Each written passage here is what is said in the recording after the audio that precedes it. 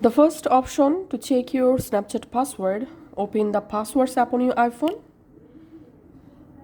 and verify your Face ID.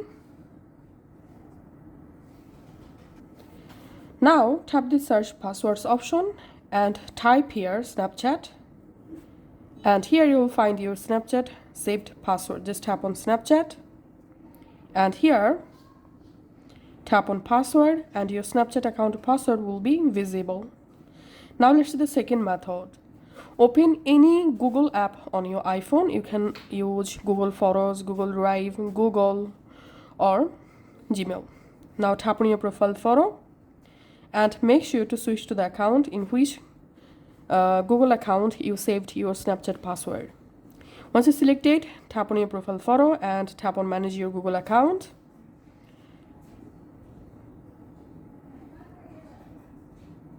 In here, scroll down all the way to the bottom and tap on security. Scroll down, tap on password manager. Tap on search passwords and type here Snapchat. Now tap on snapchat.com.